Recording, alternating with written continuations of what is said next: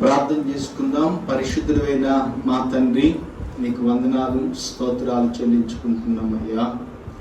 ఈ రోజునైనా నీవు మాతో ఉండి మాట్లాడమని అడుగుచున్నాం తండ్రి. మీరే ఉండి గొప్ప కార్యాలు మీరు జరిగించమని తండ్రి నీకే స్తోత్రాలు, వందనాలు చెల్లించుకుంటున్నాం తండ్రి. ఈ రోజునైనా నీ సన్నిధానములోకి వచ్చి మేము ప్రార్థన చేస్తూ ఉన్నాం. వచ్చిన బిడ్డలందరితో మీరు మాట్లాడండి.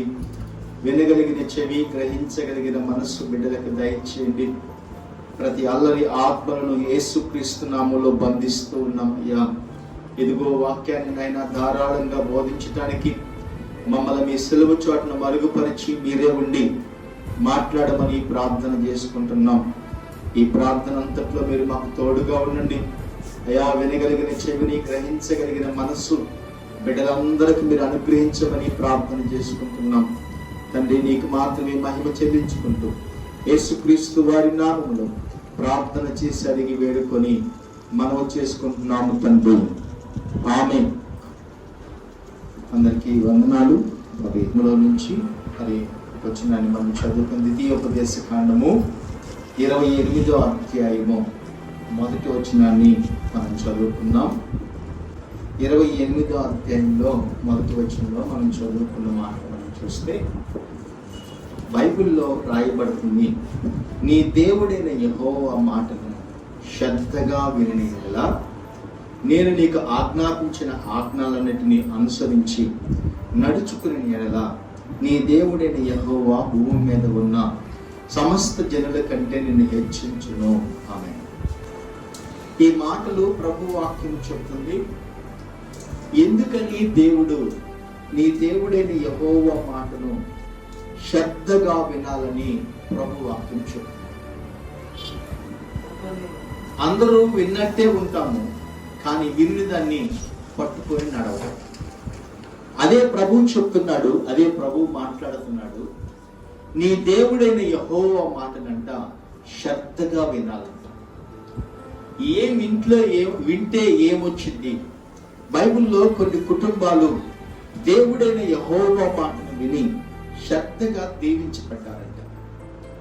ఎలాగ దీవించబడ్డారంటే అక్కడ రాయబడింది, భూమి యొక్క సమస్త జనుల కంటే నిన్ను హెచ్చించును. భూమి యొక్క సమస్త జనుల కంటే నిన్ను హెచ్చిస్తాడు. బైబిల్లో మనం చూడగలిగితే ఆదికాండము 12వ అధ్యాయంలో అబ్రహాము చరిత్రని మనకు తెలుసు. అబ్రహాము దేవుని మాటను విన్నాడని, అబ్రహాము దేవుని మాటకి విధేయత కలిగి నడుచుకున్నాడని మనం చూడాలి. 12వ అధ్యాయము మొదటి వచనం మనం చదువుకుంటే, యెహోవా నీవు లేచి నీ దేశము నుండి, నీ బంధువుల యొద్ద నుండి, నీ తండ్రి ఇంటి నుండి బయలుదేరి నేను నీకు చూపించే దేశమునకు వెళ్ళుము. ఆమేన్. ఇక్కడ దేవుడు చెప్తున్నాడు, దేవుడైన మాటని అబ్రహాం అంట శ్రద్ధగా వింటున్నాడంట.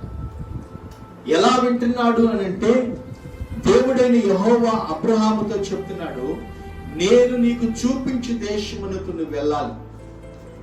నువ్వు వెళ్ళినప్పుడు నీ బంధువుల యొద్ద నుండి, ఇదిగో నీ ఇంటి నుండి, తండ్రి ఇంటి నుండి బయలుదేరి నేను నీకు ఏ దేశమైతే చూపిస్తానో, ఏ పట్టణమైతే చూపిస్తానో, ఏ ప్రాంతం అయితే చూపిస్తానో అక్కడికి నువ్వు వెళ్తే నువ్వు దీవించబడతావు. ఆమేన్. దేవుని మాటని విన్నాడు అబ్రహాము. దేవుని మాట ప్రకారంగా తన బంధువుల యొద్ద నుండి, అన్నదమ్ముల యొద్ద నుండి, స్నేహితుల యొద్ద నుండి, తన గ్రామం నుండి అంట అబ్రహాము బయలుదేరి వెళ్తున్నాడు.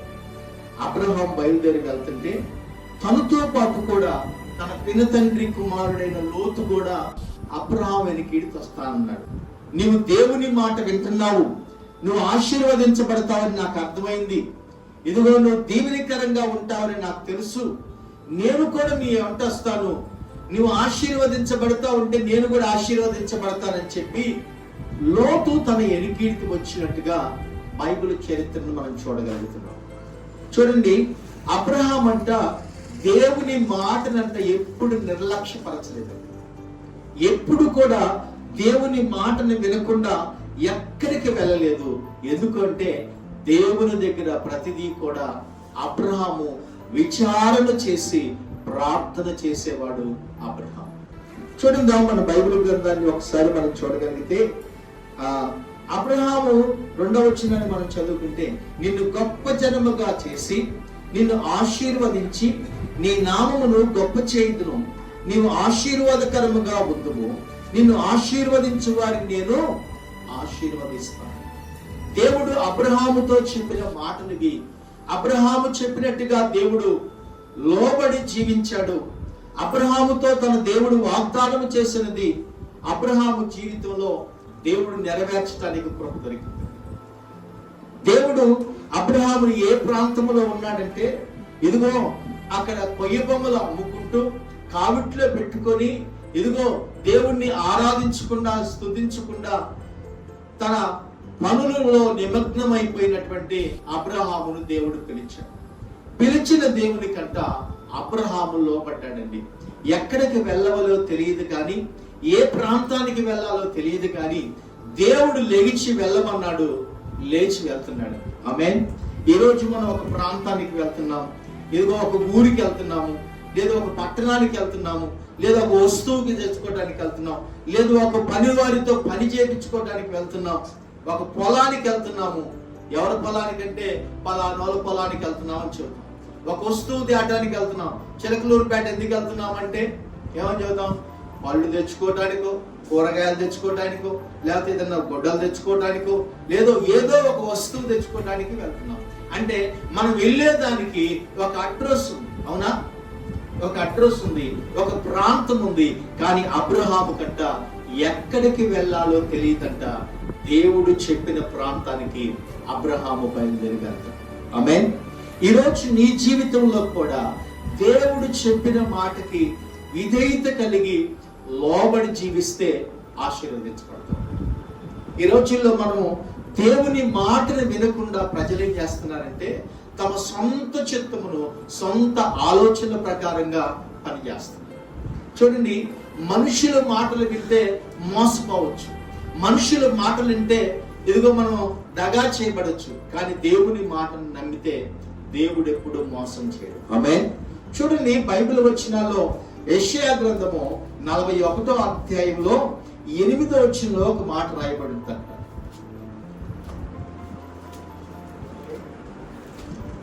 యెషయా గ్రంథము 41వ అధ్యాయము 8, 9, 10 వచనాలు మనం చదువుతున్నాం.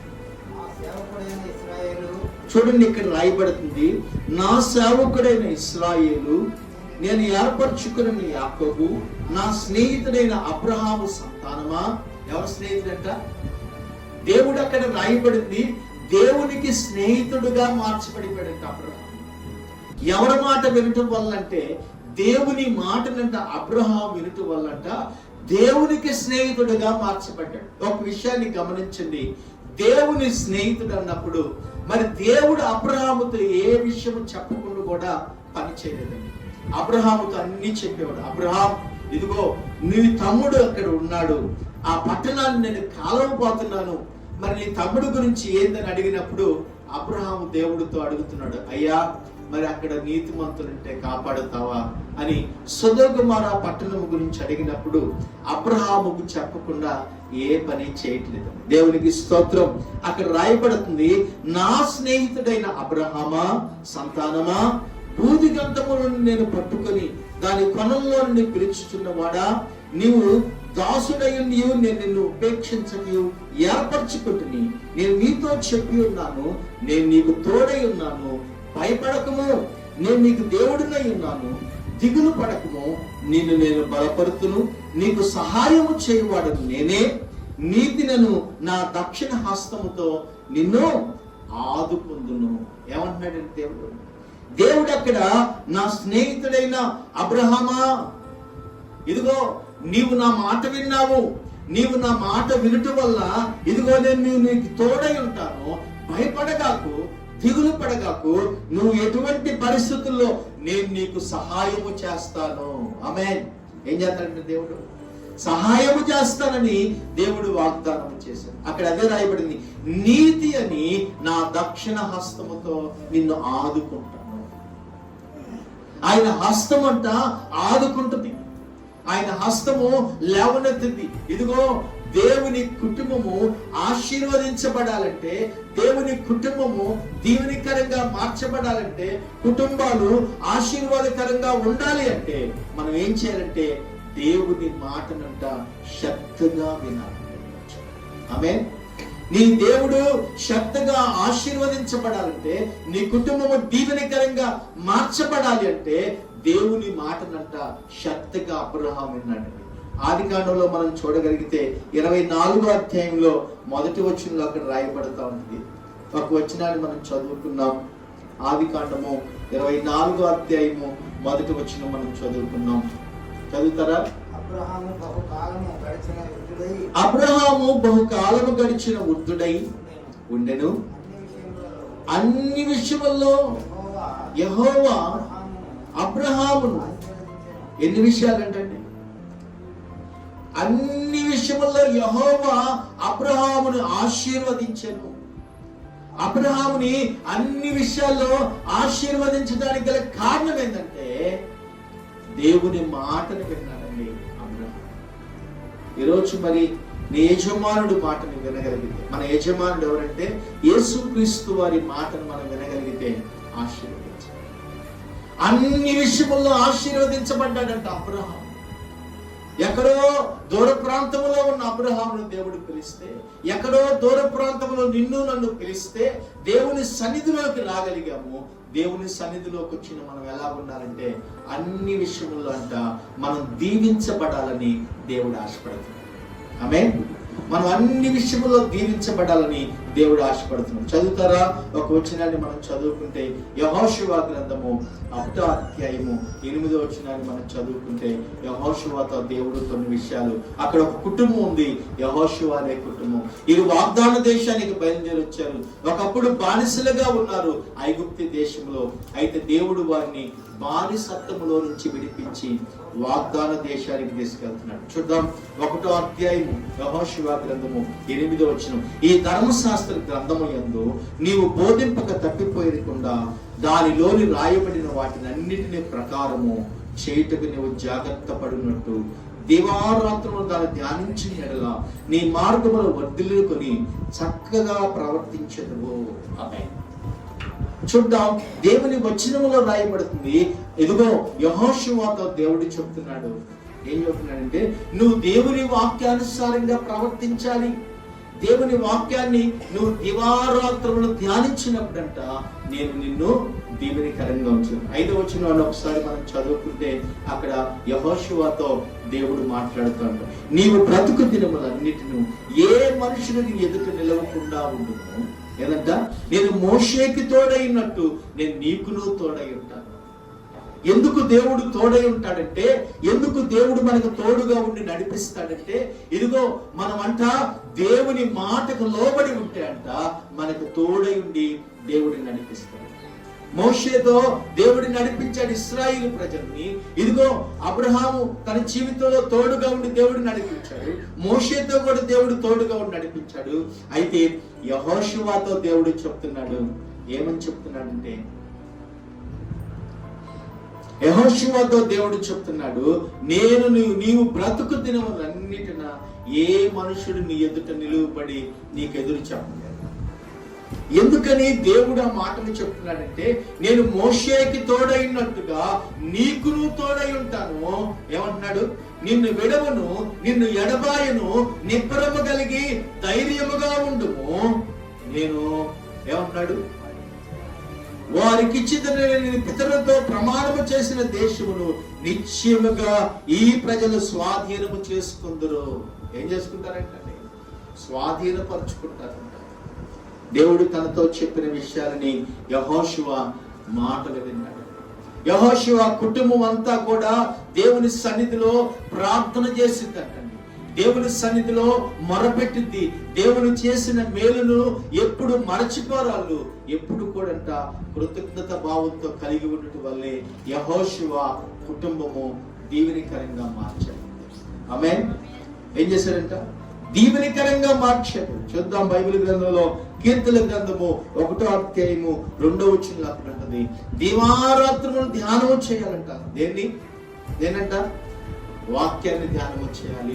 వాక్యపు లోతుల్లోకంట మనం ధ్యానకరంగా ఉండగలిగితే దేవుడు ఆశీర్వదిస్తాడు. చూద్దాం బైబిల్ గ్రంథంలో యెహోషువ గ్రంథమే 24వ అధ్యాయము 15వ వచనాన్ని ఒకసారి మనం చదువుకుంటే అక్కడ ఒక మాట రాసిందండి. 24వ అధ్యాయము 15వ వచనం, యెహోవాను సేవించుట మీ దృష్టికి కీడు తోచిన యెడల మీరు ఎవరిని సేవించుదురో ఆ నది అద్దరి నుండి మీ పితరులు సేవించిన దేవతలను సేవించుదురో అమోరీల దేశములో మీరు నివసించుచున్నారే, మీరు వారి దేవతలను సేవించుదురో నేడు మీరు కోరుకుని మీరేమి సేవించగలని కోరుకుని నేను నా ఇంటి వారును యెహోవాని మాత్రమే సేవించదు. యెహోషువ ఒక తీర్మానం చేశాడు. ఏం తీర్మానం అంటే, మేము దేవుణ్ణి ప్రభువును తప్పక ఇంకెవరిని ఆరాధించు. ఎందుకని తీర్మానం అంటే, అతను వాగ్దాన దేశంలో ఇదిగో పరదేశిగా ఉన్నప్పుడు, ఇదిగో అనేక ప్రాంతాల్లో, ఇదిగో అనేక జీవితాల్లో ఆశీర్వాదకరంగా లేనప్పుడు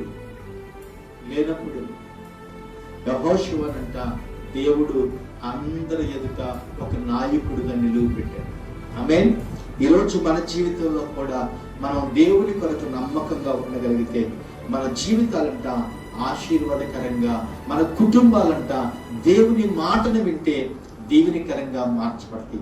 యెహోషువ అంట దేవుని మాట వినుట వలనంట తన కుటుంబం అంతా కూడా క్షేమంగా ఉంటారు. ఆమేన్.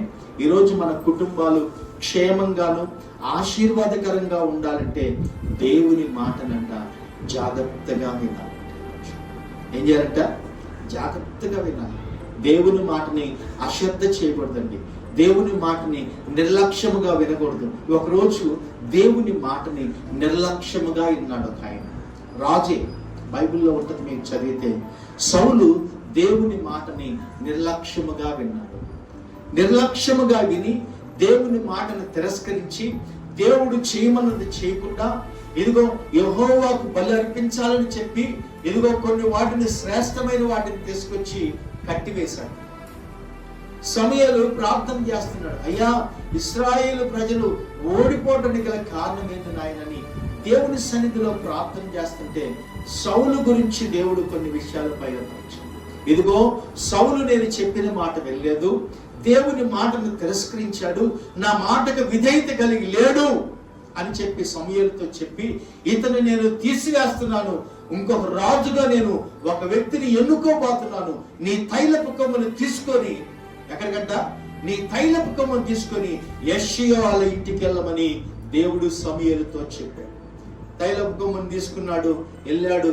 యెషయా వాళ్ళ ఇంటికి వెళ్ళగానే, ఆ ప్రాంతానికి వెళ్తగానే సమూయేలు గురించి అందరూ చూస్తున్నారు. అయ్యా నువ్వేంది మా దేశం వస్తున్నావు, మా పట్టణం వస్తున్నావు ఏందయ్యా, నువ్వు ప్రవక్తవి అని చెప్పి అందరూ భయపడిపోతున్నారు. సమాధానంగానే వచ్చుచున్నావా మా దేశానికి అని చెప్పి అడుగుతుంటే, నేను సమాధానంగానే వచ్చుచున్నానని సమూయేలు చెప్పాడు. యెషయా దగ్గరికి వెళ్ళగానే యెషయా అందరిని పిలిపించాడంట. 6 కుమారులు పిలిపించి, అయ్యా ఈరే నా కుమారులు, వీళ్ళందరిలో ఎవరు కావాలో, దేవుడు రాజుగా ఎవరిని ఎన్నుకోబోతున్నాడో, దేవుడు ఎవరిని అభిషేకించబోతున్నారో, అయ్యా వారిని ఏదంట ఎవరిని అభిషేకించబోతున్నాడు, దేవుడు ఎవరిని రాజుగా ఎన్నుకోబోతున్నాడో ఈ 6 మీరు చూసుకోమని సమూయేలుతో చెప్పగలే. సమూయేలుతో దేవుని ఆత్మ మాట్లాడుతున్నాడు. సమూయేలు నేను కోరుకున్న వాడు ఇందులో లేడు. ఏదంట? నేను కోరుకున్న వాడు ఇక్కడ లేడు. మరి ఎక్కడున్నాడు ప్రభు అంటే, ఇంకొకడు ఉన్నాడు, వాడిని పిలిపించమని దేవుని ఆత్మ సమూయేలుతో మాట్లాడగలే. సమూయేలు అన్నాడు, అయ్యా యెషయా గారు, ఇదిగో మీరు 6 కుమారులేనా, ఇంకా ఎవరైనా ఉన్నారంటే, ఇంకొకడు ఉన్నాడయ్యా, కడసారి వాడు దావీదు అనే ఒక వ్యక్తి ఉన్నాడయ్యా, వాడు గొర్రెలు కాస్తూ ఉన్నాడు. దేవునికి స్తోత్రం. ఏం కాస్తున్నాడంట? దేవుని మాటను విననందుకు సమూయేలు దేవుని మాటను తిరస్కరించినందుకు రాజుగా ఉండే స్థానాన్ని అంట దేవుడు తొలగించాడని దేవుని వాక్యంలో రాయబడింది. సౌలు ఇశ్రాయేలు ప్రజలకు రాజు, దేవుని మాటను శ్రద్ధగా వినలేదు. లాస్ట్ కి దేవుని మాటని వినకపోవటం వల్ల తన కుటుంబంలో ఎప్పుడు యుద్ధాలు జరుగుతూ ఉండేవి. తన బిడ్డలు దేవునికి అవిధేయులుగా మార్చబడ్డారు.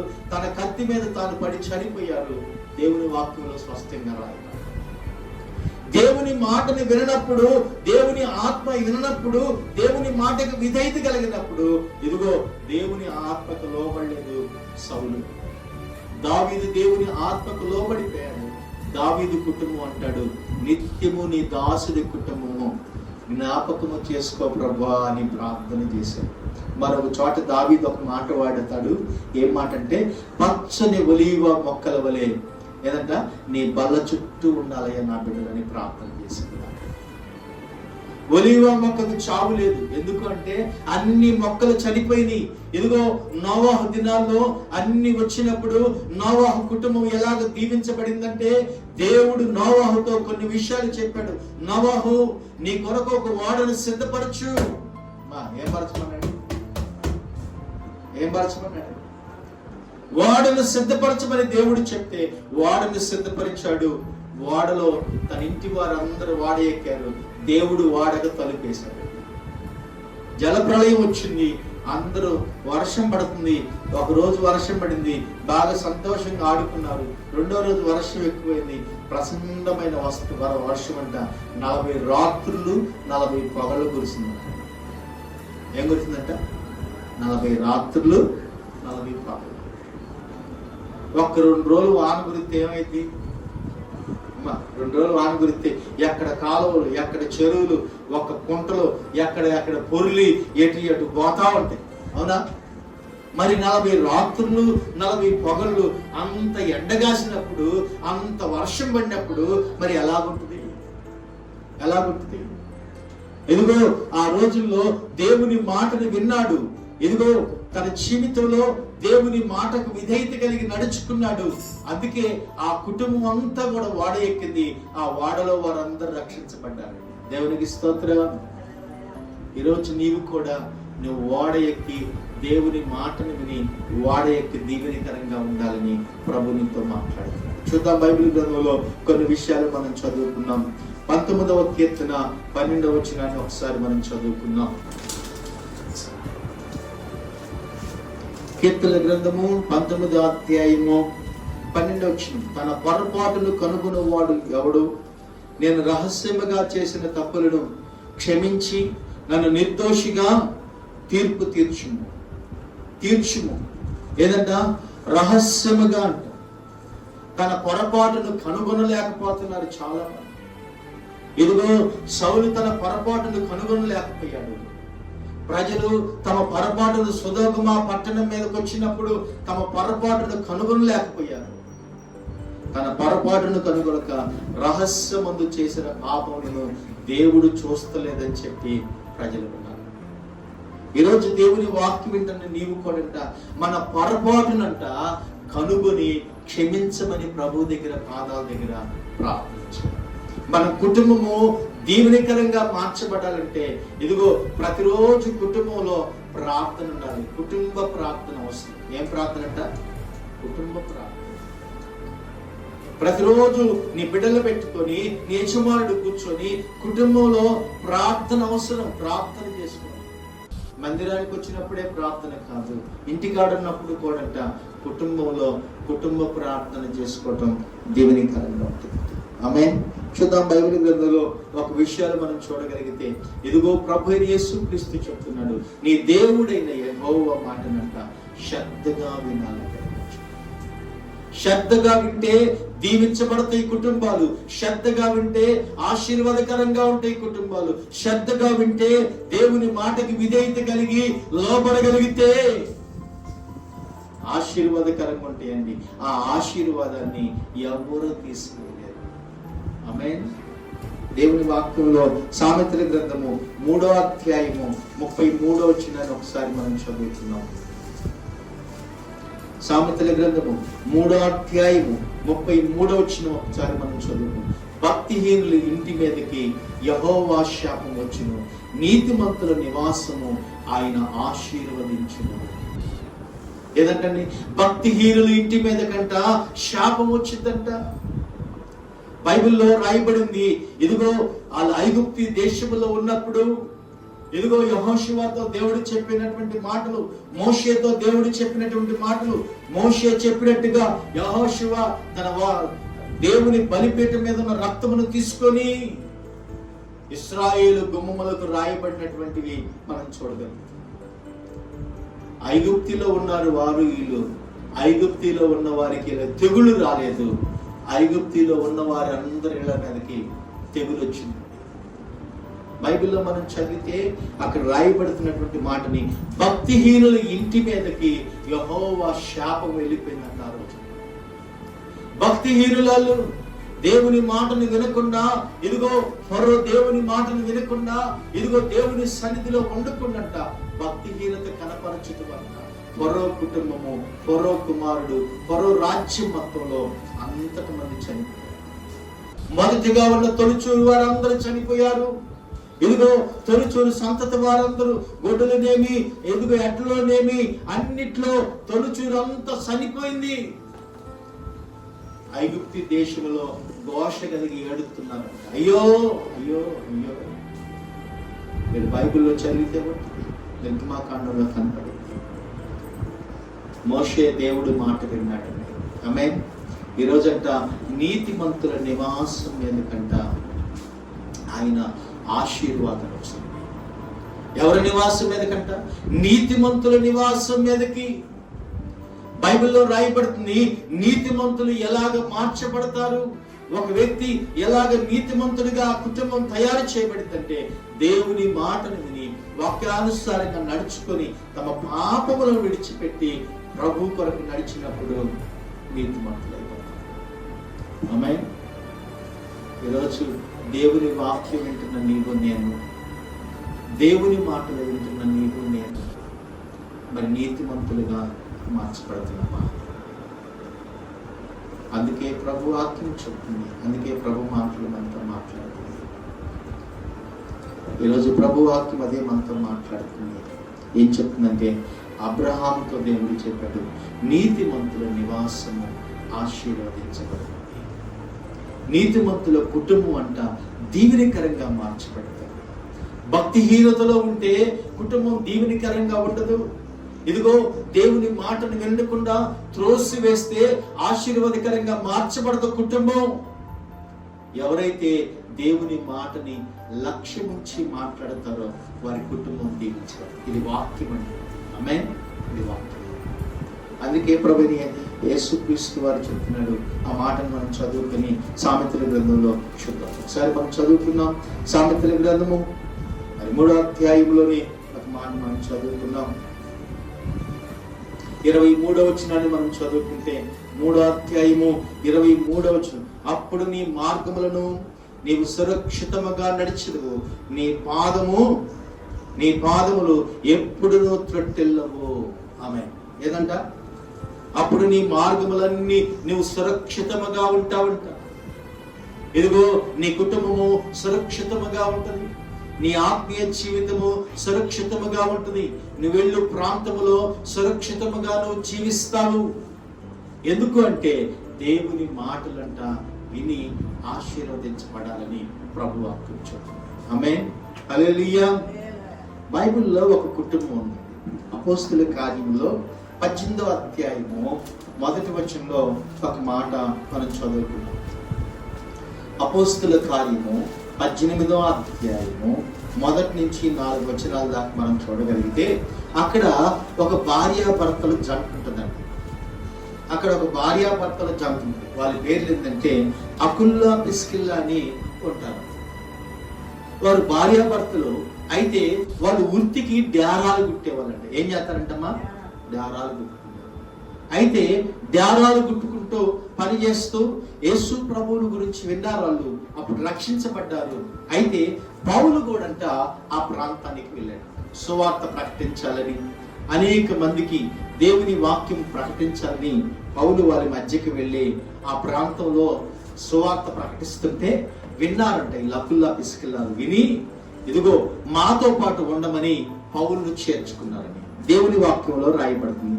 ఇదిగో పౌలు వారితో పాటు ఉండగా వారంట దేవుని వాక్యమును పౌలు చెప్తుంటే లేఖనములు ఎలాగా ఉన్నాయని గ్రహించేవాడు. ఆమేన్. పౌలు మాటలు విన్నారు, వారి కుటుంబంలో శ్రేష్టమైన మాటలు విన్నారు. పౌలును ఆ కుటుంబంలో చేర్చుకున్నారు, ఆతిథ్యం ఇచ్చారు, వారు క్షేమంగా ఉన్నారు. ఆమేన్. ఈరోజు దేవుని వాక్కు వింటున్న నీవు కూడా క్షేమంగా ఉండగలిగితే, ఇదిగో దేవుని మాటలు, దేవుని సేవకుని మాటలు అకుల్లా పిస్కిల్లా వినటం వలన వారు దీవించబడ్డారు. వారు బైబిల్లో వారి పేరు రాయించుకున్నారు, జీవ గ్రంథములో వారి పేరు రాయబడింది. ఎందుకు అంటే ఒక సామాన్యమైన డేరాలు గుట్టుకునేవారు.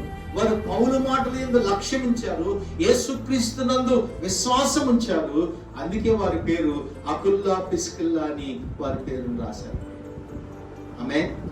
ఈరోజు మనం కూడా మరి దేవుని మాటలు విన్న కుటుంబంగా దీవెనకరంగా ఉండబడి రేపు పరలోక పట్టణంలో యేసుక్రీస్తుతో పాటు ఉండటానికి ప్రభు మనకు కృపించి నడిపించుగాక.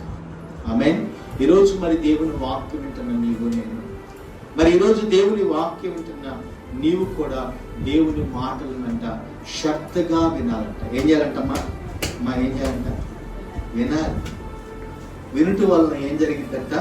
విశ్వాసము కలుగును, విశ్వాసము ద్వారా రాజ్యములను జయించొచ్చని బైబిల్ చెప్తుంది. ఈరోజు నీవు కూడా మరి ఆశీర్వాదకరంగా ఉండాలంటే దేవుని మాటలంట. ద్వితీయోపదేశ కాండము 1వ అధ్యాయం 28వ అధ్యాయము 1వ వచనాన్ని ఒకసారి మనం చదువుకున్నాం. మరలా చదువుకుందాం, చదువుదాం, బాగుంటుంది. ద్వితీయోపదేశ కాండము మరి 28వ అధ్యాయము 1వ వచనాన్ని మనం చదువుకున్నాం.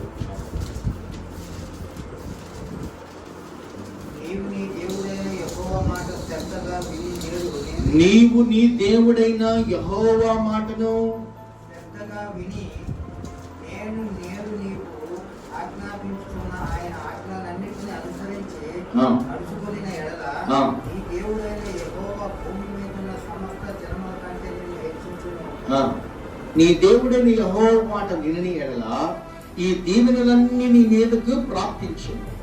నీవు పట్టణములో దీవించబడదువు, ఫలముల్లో దీవించబడదువు, గర్భఫలము భూఫలము దీవించబడును. నీ పశువుల మందలను, దుక్కిటెద్దులను, గొర్రెలను, మేకలను, మందలను దీవించబడును. ఏదంట? నీ గంపయు, నీ తొట్టి పిసుకు పిండియు, నీ తుండి పిసుకు పొట్టియు దీవించబడును. నువ్వు లోపలకు వచ్చినప్పుడు దీవించబడదు, వెలుపలకు వెళ్ళినప్పుడు దీవించబడదు. దీవెనలన్నీ మన మీదకు రావాలంటే దేవుని మాటనంట శ్రద్ధగా వినాలి. విన్నవారు కుటుంబాలు దీవించబడ్డారు. దేవుని మాట విన్న కుటుంబాలన్నీ కూడా ఆశీర్వదించబడ్డాయి. ఈరోజు నీవు కూడా, నీ కుటుంబం కూడా దీవించబడి ఆశీర్వదించబడాలని ప్రభు. అందుకే మన ప్రభువైన యేసుక్రీస్తు వారు మనందరి నిమిత్తమై తను తాను అప్పగించుకున్నాడు. తన శిలువ మరణం పొందడానికైనా ఇదిగో మనం దీవెనకరంగా ఉండాలని, మనం శపితులమైన వారిగా ఉండకూడదని యేసుక్రీస్తు మనందరి కొరకు తన రక్తాన్ని కార్చి ఆయన శిలువ మరణం పొంది మళ్ళీ పునరుద్ధరణి తిరిగి లేచాడు. యేసు ప్రభు చెప్తున్నాడు, నేను మరలా వస్తాను మిమ్మల్ని తీసుకొని. ఎక్కడికంట? యేసు ప్రభు రాబోతున్నాడు, త్వరగా రాబోతున్నాడు. ఆయన ఇదిగో మధ్యాకాశంలోంచి రాబోతున్నాడు, తలుపు నద్దనే ఉన్నాడని ప్రకటన గ్రంథంలో ఉంటుంది. ఆయన రాబోతున్నాడు, వచ్చే దేవుడంట ఇదిగో మనల్ని తీసుకెళ్ళబోతున్నాడు. ఆమేన్.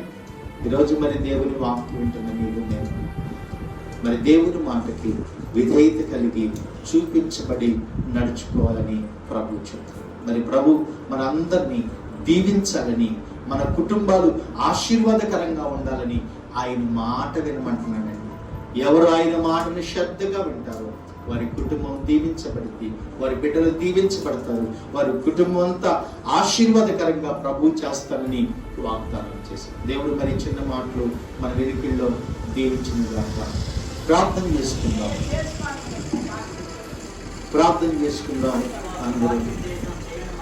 అందరూ మోకరించండి, ప్రార్థన చేద్దాం. చిన్న ప్రార్థన చేసుకుందాం. పరిశుద్ధుడైన మా తండ్రి, నీకు వందనాలయ్యా, స్తోత్రాలు చెల్లించుకుంటున్నాం. ఇంతవరకు నాయనా మీరు వాక్యము చేత మీరు మా అందరితో మాట్లాడారు. ఎదుగో నీ దేవుడని యెహోవా మాటనైనా శ్రద్ధగా అబ్రహాం వినటం వల్ల అబ్రహామునైనా అన్ని విషయముల్లో దీవించావని మేము చదివామయ్యా.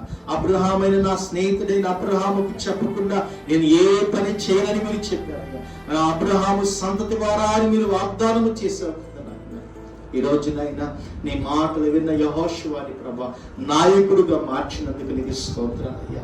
ఇదిగో యెహోషువ కుటుంబాన్ని మీరు అన్ని విషయంలో వర్ధిలింప చేశారు, అన్ని విషయంలో దీవెనకరంగా మార్చారు కదా నాయన. ఇదిగో ఎవరైతే ప్రభా నీ మాటలు వినకుండా నాయన పెడచెవిని పెట్టి వెళ్ళిపోతున్నారు అయ్యా, సౌలునైనా దేవుని మాటను వినలేదని మేము చూడగలిగాం. సౌలు తన కుటుంబాన్ని ఆశీర్వాదమును పోగొట్టుకున్నాడయ్యా. రాజుగా ఉండే స్థానాన్ని కిందకు దిగిపోయేటట్టు ప్రభువు చేశాడు కదా నాయన. అయ్యా, సౌలు దేవుని మాటను తిరస్కరించడం వలన ఆయన దేవుని మాటకి ఆజ్ఞకు లోబడకపోవటం వల్ల ప్రభా సౌలు దీవెనకరంగా లేకుండా నాయన తన కుటుంబంలో యుద్ధములు జరుగుతూ నష్టములు వచ్చి నేను దేవుని వాక్యం మేము చూడగలిగావు కదా నాయన. నీ దేవుడైన యెహోవా మాటని శ్రద్ధగా వినమని చెప్పావు అయ్యా. అబ్రహాం విన్నాడు, లోతు విన్నాడు అయ్యా. అట్లానే ప్రభా ఇదిగో అయ్యా నీ కార్యాలు మేము కూడా నాయన మీ మాట విని దీవించబడేటట్టుగా మాకు సహాయం చేయండి. ఈ రోజునైనా నీ మాట విన్న ప్రతి కుటుంబం నీ బిడ్డలందరినీ మీరు దర్శించండి అయ్యా. అయ్యా నీ బిడ్డలను మీరు నడిపించండి. ఇంకా నీ బిడ్డలు రాలేకపోయారు, అందరు రావడానికి నాయన సహాయం చేయమని ప్రార్థన చేసుకుంటున్నాను. దేవా నీకే స్తోత్రాలు చెల్లించుకుంటున్నాను అయ్యా, నీకే కృతజ్ఞత అర్పణలు చెల్లించుకుంటున్నాను. ఈ రోజునైనా నీ సన్నిధిలోకి వచ్చినైనా మేము ప్రార్థన చేసి ఉండగా నీ మాటలు వినే కుటుంబాలుగా బిడ్డలు మార్చండి. మా కుటుంబాలన్నిటినైనా ఆశీర్వదించమని దీవించమని ఇదిగో యెహోషువ చెప్పినట్టుగా నాయన నేను నా ఇంటి వారు అందరము యెహోవాని సేవిస్తామని చెప్పినట్టుగా మాకు సహాయం చేయమని అడుగుతుంది. ఎంతవరకు నాయన మీరు మాతో ఉండి నడిపించినందుకు స్తోత్రాలు చెల్లించుకుని యేసుక్రీస్తు వారి నామములో ప్రార్థన చేసి అడిగి వేడుకుంటున్నాము తండ్రి, ఆమేన్. మన తండ్రి అయిన దేవుడి దీవెన, కుమారుడు యేసుక్రీస్తు వారి కృప, పరిశుద్ధాత్మ దేవుడని మన సహవాసము సకల పరిశుద్ధులకు మనకును ఆయన కృపతోడై నడిపించును గాక. ఆమేన్. అందరికీ వందనాలు.